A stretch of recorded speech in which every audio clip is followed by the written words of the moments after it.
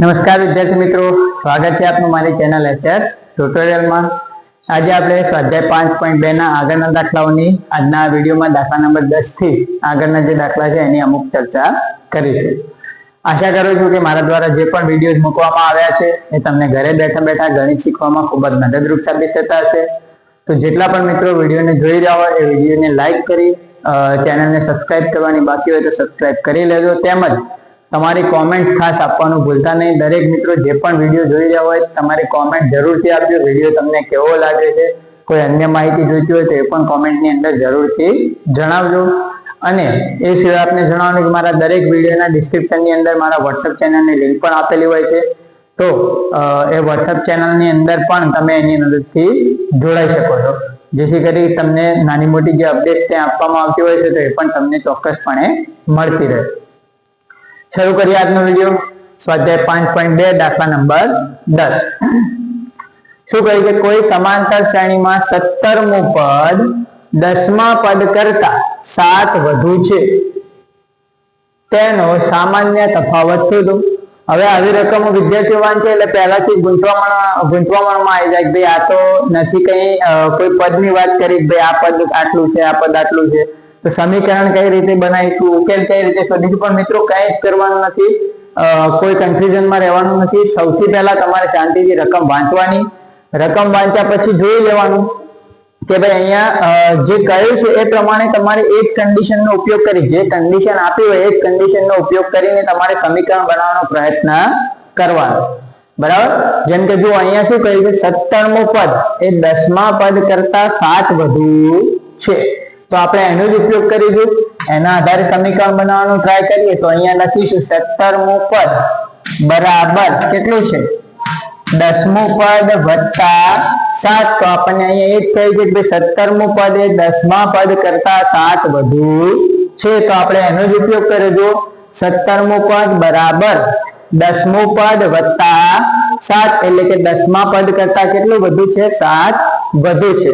તો વધુ કીધું તો આપણે અંદર 10મા પદમાં 7 ઉમેરી દીધા, તો સિમ્પલ એના આધારે આપણું સમીકરણ બની ગયું।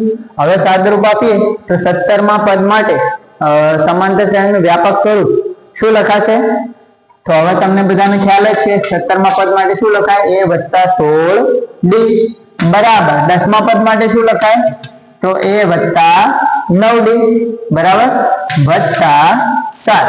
તો આ થઈ ગઈ આપણે સમીકરણની વેલ્યુ, બરાબર। 17મા પદ માટે a વત્તા 16d, 10મા પદ માટે a વત્તા 9d અને પ્લસમાં જે 7 હતા એમના એમ। સાદરૂપ આપીએ, આ બાજુએ પ્લસ છે, આ બાજુએ પ્લસ છે, ઉડી ગયા બરાબરની બંને તરફ કોઈ સમાન પદ હોય ને એની નિશાની પણ સરખી હોય તો એ પદ ઉડી જશે, બરાબર। તો હવે અહીંયા શું બાકી રહ્યું, 16d, આ 9d પ્લસ હતા, આ બાજુ ખસેડો તો શું થાય, -9d બરાબર 7। 16d માંથી 9d ગયા તો કેટલા રહ્યા, 7d, તો 7d બરાબર 7। તો d બરાબર શું થાય, 7/7, આ 7 ગુણાકારમાં હતા, બીજી બાજુ ક્યાં જશે, ભાગાકારમાં, તો d બરાબર 7/7। તો d બરાબર કેટલો મળી ગયો, 1। અને આપણે એ જ શોધવાનું હતું કે ભાઈ સામાન્ય તફાવત શોધો, તો આ જે શ્રેણી છે એનો સામાન્ય તફાવત કેટલો છે, 1। તો ખૂબ જ ઇઝી દાખલો છે, એટલે રકમ જોઈ ક્યારે કન્ફ્યુઝ થવાનું નહીં। જે કહ્યું છે એના પ્રમાણે એના ઉપરથી સમીકરણ બનાવવાનું, એને એપ્લાય કરીને સોલ્યુશન શોધવાનો પ્રયત્ન કરવાનો, ચોક્કસપણે સરળતાથી તમારો જવાબ આવી જશે।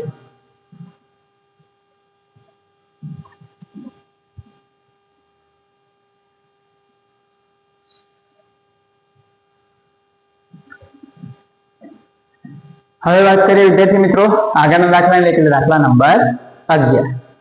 શું કહે છે, સમાંતર શ્રેણી 3, 15, 27, 39 નું કયું પદ 54મા પદ કરતા 132 વધુ હશે।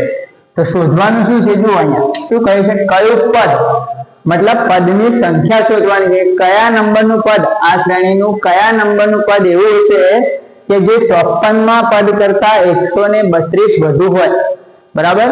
તો એ પદ આપણે શોધવાનું છે કે કયા નંબરનું પદ, કયું પદ એ આ 54મા પદ કરતા 132 વધુ હોય। તો સેમ એ જ વસ્તુ મેં કહ્યું તે પ્રમાણે કોઈ ગૂંચવામાં રાખવાનું નથી, મગજમાં એકદમ ક્લિયર થોટ રાખવાનો છે, જે કહ્યું છે એના ઉપરથી જ આપણે સમીકરણ બનાવીશું. પણ પહેલા એટલી ખબર પડી જવી જોઈએ કે અહીંયા શું કહ્યું છે શોધવાનું, કયું પદ એટલે કે પદની સંખ્યા શોધવાની છે, મતલબ અહીંયા n નું મૂલ્ય આપણે શોધવાનું છે.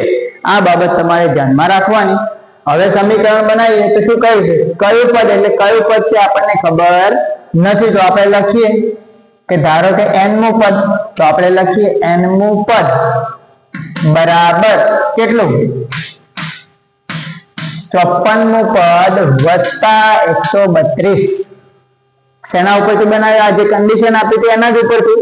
શું કહ્યું હતું, કયું પદ 54 માં પદ કરતા 132 વધુ હશે, તો આપણે એવું માની લીધું ભાઈ ધારો કે કોઈ n માં નંબરનું પદ છે 54 માં પદ કરતા 132 વધુ છે, તો આપણે એના આધારે સમીકરણ બનાવીએ ભાઈ n મું પદ બરાબર કયું, જે આપણને હાલ ખ્યાલ નથી, આપણે શોધીશું. તો આપણે હાલ n મું પદ ધારી લીધું, તો આપણે લખીએ n મું પદ બરાબર 54 મું પદ વત્તા 132. તો આના ઉપરથી આપણું આ સમીકરણ બની ગયું. હવે n ના પદને શું લખાય, an. n માં પદને શું કહેવાય, an તરીકે આપણે ઓળખી શકીએ. અને 54 માં પદ માટે વ્યાપક સ્વરૂપ પરથી શું લખાય, a વત્તા 53d વત્તા 132. ક્લિયર. તો n માં પદને આપણે શું કહી દીધું, an તરીકે ઓળખીએ.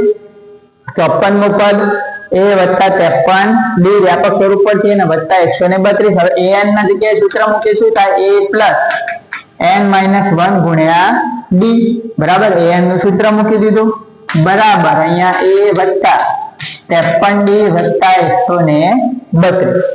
ક્લિયર. પહેલા n નું પદ આપણે ધાર્યું, n માં પદને an તરીકે ઓળખાય, તો an નું આપણે સૂત્ર મૂકી દીધું a પ્લસ n માઇનસ 1 ગુણ્યા d.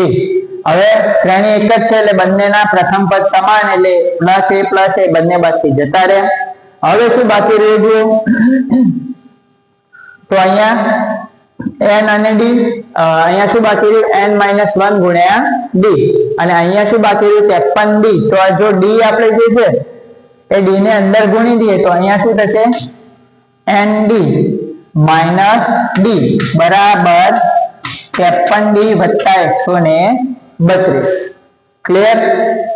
હવે શું કરીએ, સોરી આની અંદર આપણે શું કરીશું, d ની વેલ્યુ આપણને મળી શકે, તો અહીંયા તો d ની વેલ્યુ આપણે સરળતાથી મૂકી શકીએ એમ છીએ. કેમ કે આપણને શ્રેણી આપેલી બરાબર. તો an નું સૂત્ર મૂક્યું, a ની વેલ્યુ આપણે મૂક્યા પહેલા બંને બાજુથી ઉડાડી દીધી બરાબર. તો a અહીંયા જતા રહે.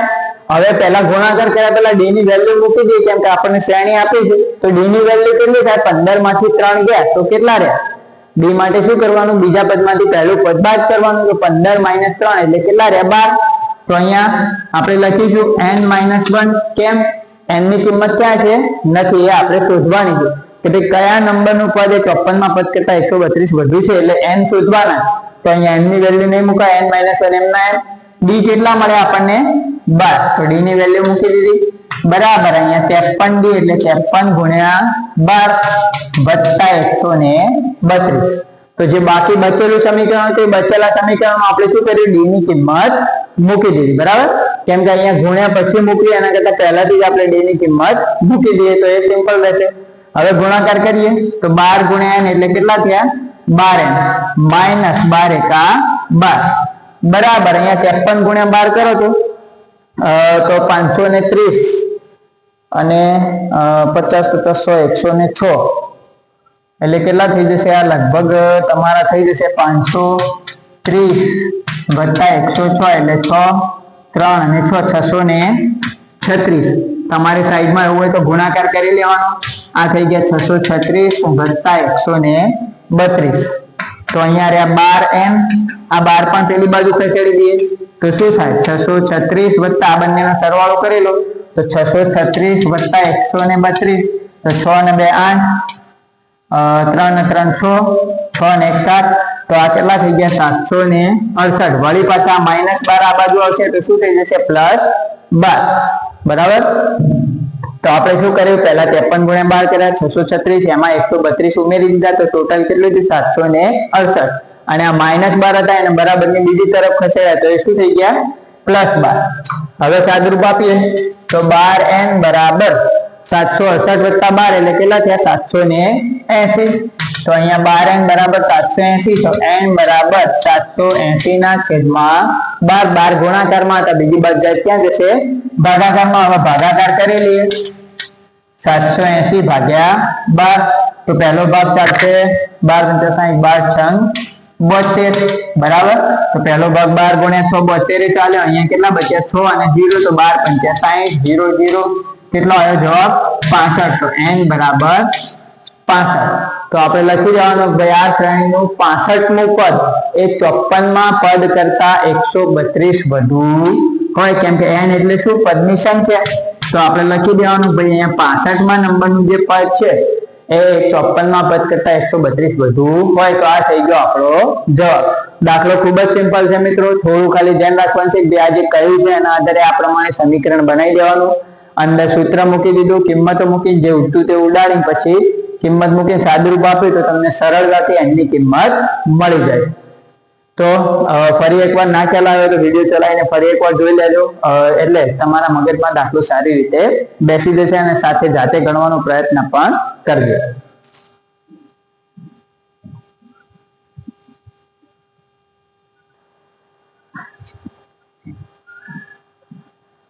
હવે વાત કરીએ દાખલા નંબર 12 ની. શું કહ્યું છે? બે સમાંતર શ્રેણીનો સામાન્ય તફાવત સમાન છે, એટલે કે બે જુદી જુદી શ્રેણીની વાત કરી છે, પણ ચોખવટ કરી છે કે આ બંને શ્રેણીનો સામાન્ય તફાવત એટલે કે બંને શ્રેણીની અંદર d એનું મૂલ્ય કેવું છે? સમાન. તેમના 100મા પદ એટલે કે બંને શ્રેણીના 100મા પદો જે હોય એ 100મા પદોનો તફાવત એટલે કે બંને શ્રેણીના પહેલી શ્રેણીનું 100મું પદ અને બીજી શ્રેણીનું 100મું પદ એ બંનેનો તફાવત એટલે કે બંનેની બાદબાકી એટલે કે પહેલી શ્રેણીનું 100મા પદમાંથી બીજી શ્રેણીનું 100મું પદ બાદ કરો એને કહેવાય 100મા પદોનો તફાવત. તો એ 100મા પદનો તફાવત કેટલો છે એ આપી દીધું છે આપણને 100. તો 1000મા પદનો તફાવત કેટલો હશે? તો જો રકમ વાંચીને ઘણા વિદ્યાર્થીઓને એવું થાય કે આની અંદર તો કઈ રીતે જવાબ લાવવો, પણ ખૂબ જ સિમ્પલ દાખલો છે, ધ્યાનથી સમજજો બરાબર. તો આનો જ ઉપયોગ કરી આપણે શું આપેલું છે? એ કન્ડિશન આપણને આપી છે, એની વેલ્યુ આપેલી છે. તો પહેલા આપણે એનો ઉપયોગ કરીએ કે 100મા પદનો તફાવત કેટલો છે? 100. તો આપણે લખીએ કે પ્રથમ શ્રેણીનું 100મું પદ માઇનસ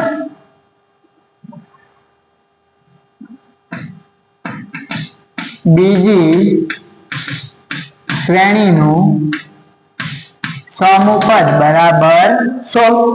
જે આપણને આપી છે એનો જ ઉપયોગ કરીએ. જો અહીંયા કહ્યું છે કે તેમના 100મા પદનો, બંને શ્રેણીના 100મા પદ એટલે કે પહેલી શ્રેણીનું 100મું પદ અને બીજી શ્રેણીનું 100મું પદ એ બંનેના 100મા પદનો તફાવત. તફાવતનો મતલબ મિત્રો શું થાય? બાદબાકી બરાબર.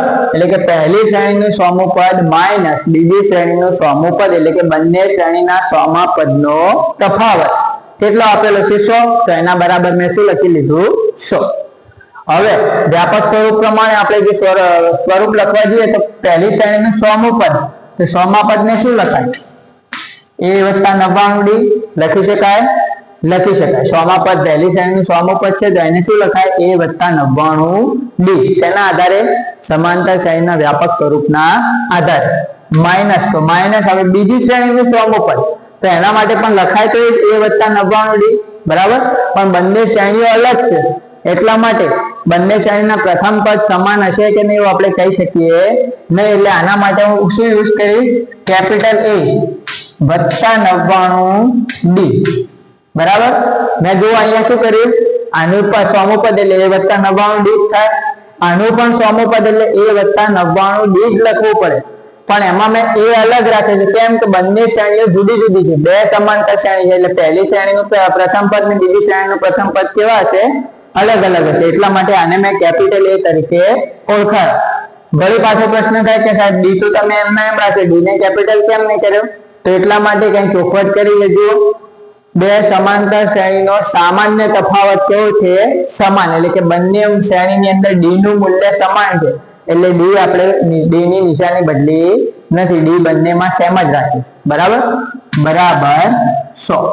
પાછળનું જે પદ હતું એમાં કૌંસમાં મૂકી છે. કેમ કૌંસમાં મૂક્યું? કેમ કે આગળ વચ્ચે કઈ નિશાની છે? માઇનસ, અને માઇનસ નિશાની હોય અને કૌંસ છોડો એટલે પદની નિશાનીઓ બદલાતી હોય. બરાબર, તો અહીંયા શું રહેશે? a + 99d. આ કૌંસ છોડીએ તો પહેલું પદ માઇનસ a પ્લસ માઇનસ થઈને માઇનસ 99d બરાબર 100. બરાબર, શું કર્યું? કૌંસ છોડ્યો તો આ જે બંને પદો પ્લસ હતા એ શું થઈ ગયા? માઇનસ, કેમ કે આગળ માઇનસ નિશાની હતી. હવે પ્લસ 99d માઇનસ 99d જતા રહ્યા, બાકી શું રહ્યું? a - a બરાબર 100. હવે આગળનું કોઈ સોલ્યુશન શક્ય નથી, તો આને આપી દઈએ સમીકરણ નંબર 1. હવે એક કન્ડિશન નો આપણે ઉપયોગ કરી લીધો. હવે બીજી કન્ડિશન જે પહેલા શેનો ઉપયોગ કર્યો આપણે? જે આપણને વેલ્યુ આપેલી હતી જેની, એ વેલ્યુ જેની આપી હતી એનો આપણે ઉપયોગ કરીને સમીકરણ બનાવી લીધું. હવે જે શોધવાનું છે એના મદદથી સમીકરણ બનાવી. શોધવાનું શું છે? 1000 માં પદોનો તફાવત. તો સેમ અહીંયા જે કર્યું છે એ જ વસ્તુ કરીએ. પ્રથમ શ્રેણીનું 1000મું પદ માઇનસ બીજી શ્રેણીનું 1000મું પદ બરાબર એનો તફાવત કેટલો છે આપણે શોધવાનો છે. તો એના તફાવતને આપણે હાલ શું કહી દઈએ? કેપિટલ D તરીકે ઓળખી લઈએ. બરાબર, તો ભાઈ એનો તફાવત કેટલો છે? અથવા તો x લઈ લઈએ. ચાલો d માં કન્ફ્યુઝન થતી હોય તો આપણે આને શું કહી દઈએ? x. હાલ આપણને કેટલો છે ખબર નથી, આપણે શોધવાનું. બરાબર, શું કર્યું? 1000 માં પદનો તફાવત, તો આપણે લખ્યું પ્રથમ શ્રેણીનું 1000મું પદ તફાવત લેવાનું છે એટલે શું કરવાની? બાદબાકી માઇનસ બીજી શ્રેણીનું 1000મું પદ બરાબર શું લઈ લીધા આપણે? x. એટલે કે બંનેનો તફાવત કેટલો છે આપણને ખબર નથી, તો એના જગ્યાએ આપણે શું ધારી લીધો? x. હવે પહેલી શ્રેણીનું 1000મું પદ, તો એના જગ્યાએ શું લખાય?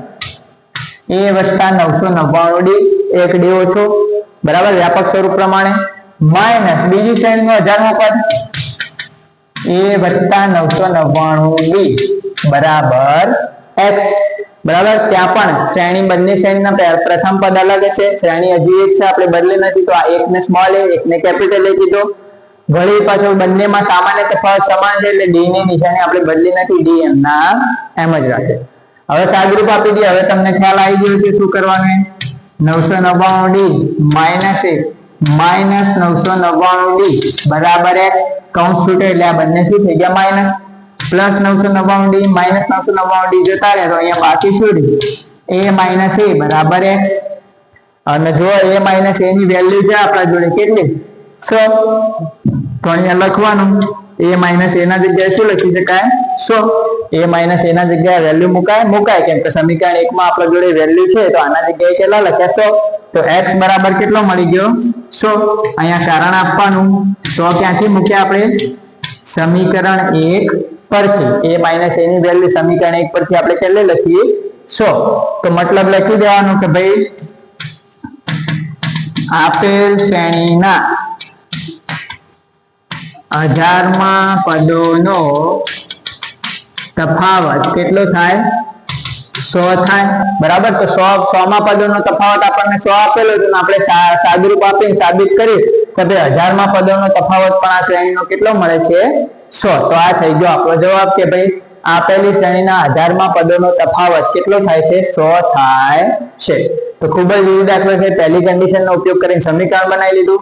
પછી જે શોધવાનું હતું એક આના જ કન્ડિશન ફોલો ત્યાં કરી સાદુરૂપ આપ્યું તો આ પદ મળ્યું, એની વેલ્યુ આપણા જોડે હતી એ મૂકી દીધી તો આપણને મળી ગયું બંને શ્રેણીના 1000 માં પદનો તફાવત પણ કેટલો થાય? 100. ખૂબ જ ઇઝી દાખલો છે, સરળ દાખલો છે, આવડી જાય છે. એક બે વખત સમજીને જાતે કરવાનો પ્રયત્ન કરજો.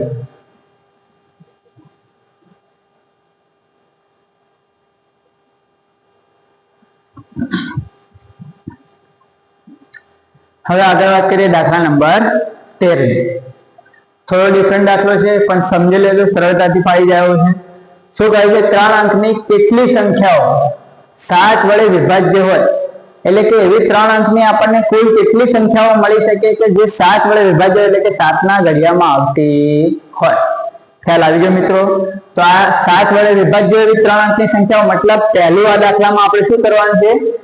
એવી સંખ્યાઓની એક શ્રેણી બનાવવાની છે કે જે 3 અંકની હોય અને 7 વડે વિભાજ્ય હોય. તો એવી પહેલી સંખ્યા કઈ થશે?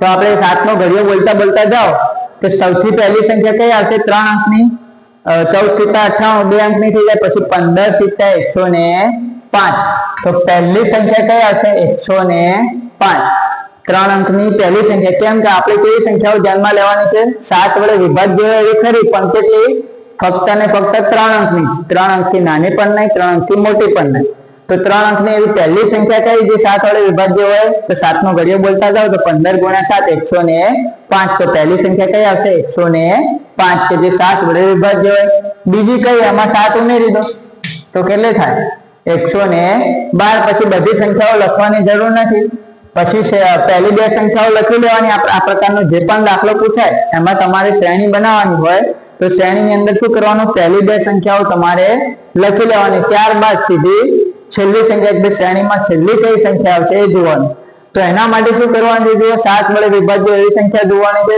અને 3 અંકની તો 3 અંકની સૌથી મોટામાં મોટી સંખ્યા કઈ 999 તો જો બે વસ્તુ છે તમે 999 સાથે ભાગો નિશેષ ભાગી શકાય તો એ ના હોય તો 998 ને ભાગો ના હોય તો 997 ને ભાગો 996 995 એ 4-5 સંખ્યાઓના જો તમે 7 વડે ભાગાકાર કરો અને શેષ 0 મળે તો એ તમારી શ્રેણીની છેલ્લી સંખ્યા થાય જો એવું ન કરવું હોય તો બીજો રસ્તો પણ છે આપણે સીધા ગણતરીમાં જઈએ 7 વડે વિભાજ્ય મોટી સંખ્યામાં જવું તો આપણે ધારો કે 7 ને 100 વડે ગુણીએ તો કેટલા થઈ જાય 700 મતલબ એનાથી ઉપર તો 11 × 7 770 મતલબ 110 × 7 કરીશું કેટલા મળશે 770 પછી 15 આપણે જો 14 આવી ગયા તો 14 × કેટલા થયા 98 મતલબ તમે 140 × 7 કરો તો 14 × 98 થયા અને પાછળ 0 એટલે કેટલા થઈ ગયા 980 તો 999 ના ખૂબ નજીક આવી ગયા આપણે બરાબર હવે 15 × 7 કરવા જશો તો 1050 થાય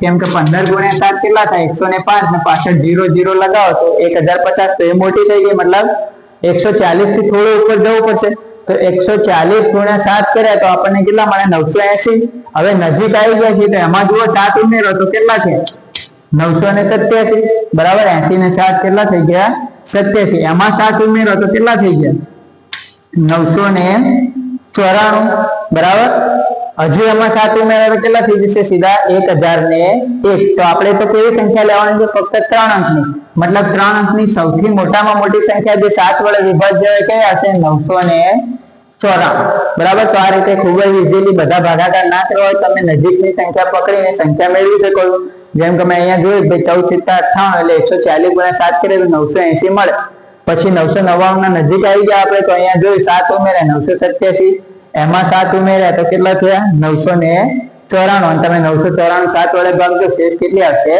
0 તો આ એ પ્રમાણે તમે છેલ્લી સંખ્યા મેળવી લીધી 994 હવે આપણી શ્રેણી થઈ ગઈ કમ્પ્લીટ પહેલું પદ બીજું પદ અને પછી સીધું શું મેળવી લીધું આપણે છેલ્લું પદ હવે શું શોધવાનું છે કે આવી 3 અંકની આ ટોટલ કેટલી સંખ્યાઓ છે તો શ્રેણી મળી ગઈ આપણને આપણા જોડે પહેલું પદ છે આપણા જોડે અંતિમ પદ એટલે શું કહેવાય an અંતિમ પદ આપણા જોડે હોય એને શું કહેવાય an તરીકે આપણે ઓળખીએ છીએ તો આપણા જોડે a પણ છે આપણા જોડે an પણ છે આની મદદથી આપણને d પણ મળી જશે મતલબ તમને ખ્યાલ આવી ગયો કે સંખ્યા શોધવાની છે મતલબ શું શોધવાના છે n તો આપણે an ના સૂત્રનો ઉપયોગ કરીએ an બરાબર a પ્લસ n માઇનસ 1 ગુણ્યા d સાદુરૂપમાં કિંમતો મૂકીએ બધી an ની કિંમત એટલે શ્રેણીનો અંતિમ પદ 994 બરાબર a ની કિંમત કેટલી 105 સંખ્યા શોધવાની એટલે n શોધવાના છે પદોની સંખ્યા બરાબર n માઇનસ 1 ગુણ્યા d એટલે 112 માંથી 105 બાદ કરો તો d કેટલા મળી ગયા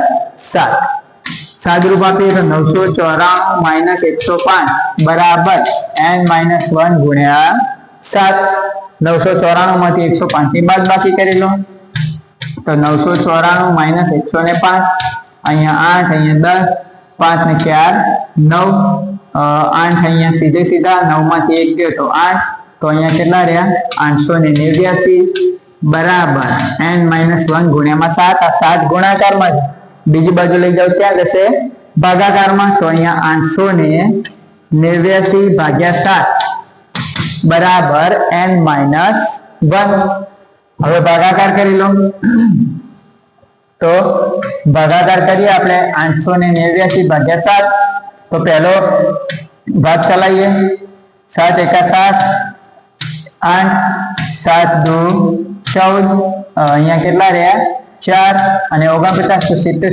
49 તો ભાગ ચાલીને કેટલા મળે 127 તો અહીંયા થાય 127 બરાબર n માઇનસ 1 બરાબર। તો હવે આ એક આ બાજુ ખસેડી તો પ્લસ થઈ જશે તો 127 વત્તા 1 બરાબર કેટલા થઈ ગયા n તો 128 બરાબર n તો n ની કિંમત કેટલી મળી ગઈ 128 મતલબ આપણે જવાબમાં લખી દેવાનું ભાઈ 7 વડે વિભાજ્ય 3 અંકની કુલ કેટલી સંખ્યાઓ મળશે 128 સંખ્યા મળશે કેમ કે n નો મતલબ શું થાય પદોની સંખ્યા અને 128 મળી મતલબ 7 વડે વિભાજ્ય કેટલી સંખ્યાઓ મળશે 3 અંકની આપણને ટોટલ 128 સંખ્યાઓ મળશે તો આ થઈ ગયો આપણો જવાબ।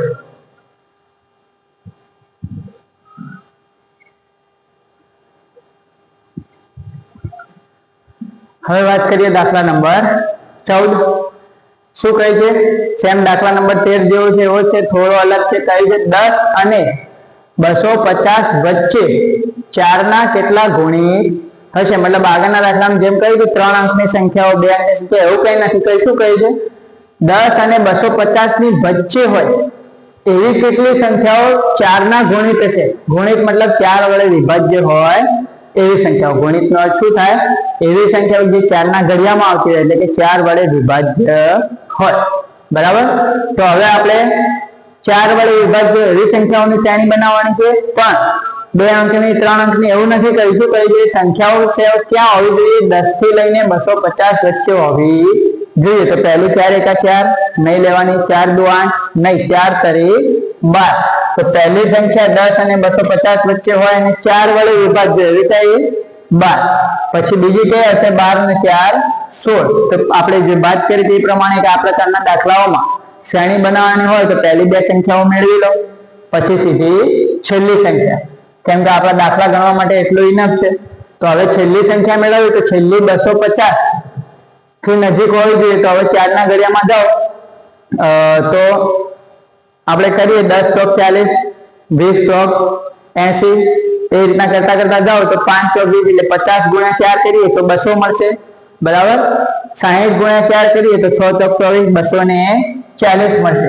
બરાબર જેમ કે 60 ગુણ્યા 4 કરો તો 6 ચોક 24 ના 0 અહીંયા તો 240 તો આના નજીક આવી ગયા આપણે તો હજુ એક ઉમેરો તો સોરી 240 ને 4 કેટલા થાય 44 ને 4 કેટલા થશે 48 થી આગળ જવા જઈશું 252 એટલે 250 ના 12 જતી રહેશે મતલબ છેલ્લી સંખ્યા કઈ આવશે જે 4 વડે વિભાજ્ય હોય 248 કેમ કે આપણે એવી જ સંખ્યાઓ લેવાની છે કે 10 થી 250 ની વચ્ચે હોય બરાબર તો પહેલી આવી 12 16 અને છેલ્લામાં છેલ્લી કઈ આવશે 248 તો આ રીતે તમે સરળતાથી મેળવી શકો 6 ચોક 24 240 નજીકની આવી ગઈ 60 ગુણ્યા 4 એમાં 4 ઉમેર્યા તો 44 મતલબ આ પણ 4 ના ઘડિયામાં આવે છે 44 માં 4 ઉમેર્યા તો 48 આ પણ 4 ના ઘડિયામાં 250 ના અંદર છે તો છેલ્લી સંખ્યા આપણને મળી ગઈ 248 શ્રેણી મળી ગઈ હવે આપણે વચ્ચે 4 ના કેટલા ગુણિત હશે એટલે આ બધી સંખ્યાઓ કેટલી હશે એ શોધવાનું છે મતલબ આ દાખલામાં પણ આપણે શું શોધવાના છે n શોધવાના તો સૂત્ર મૂકીએ an બરાબર a પ્લસ n માઇનસ 1 ગુણ્યા d an મતલબ શ્રેણીનું અંતિમ પદ 248 a ની કિંમત કેટલી 12 n આપણે શોધવાના છે d ની કિંમત 16 માંથી 12 ગયા તો 4 12 આ બાજુ ખસેડો તો પ્લસ હતા તો માઇનસ થઈ જશે અહીંયા રહેશે n માઇનસ 1 ગુણ્યામાં 4 248 માંથી 12 બાદ કરી દો તો રહેશે 236 n માઇનસ 1 ગુણ્યા 4 થઈ ગયા ને 36 ને 10 46 ને 48 આ 4 ગુણાકારમાં છે બીજી બાદ જાય તો ભાગાકારમાં આવશે તો 236 ના છેદમાં 4 બરાબર n માઇનસ 1 તો અહીંયા ભાગાકાર કરી લો 236 ભાગ્યા 4 તો પહેલો ભાગ 5 ચોક 20 3 રહ્યા 36 9 ચોક 36 તો કેટલા આયા 59 આ ભાગાકાર કેટલો આવ્યો 59 અહીંયા બરાબર n માઇનસ 1 આ માઇનસ 1 આ બાજુ ખસેડો શું થઈ જાય પ્લસ તો 59 વત્તા 1 બરાબર n એટલે 60 બરાબર n તો લખી દેવાનું n ની કિંમત એટલે કે પદોની સંખ્યા કેટલી મળી 60 તો આપણો જવાબ લખવાનો કે ભાઈ 10 અને 250 વચ્ચે ચારના ગુણિત કેટલા હશે? 4 ના ગુણિતની સંખ્યા કેટલી હોય?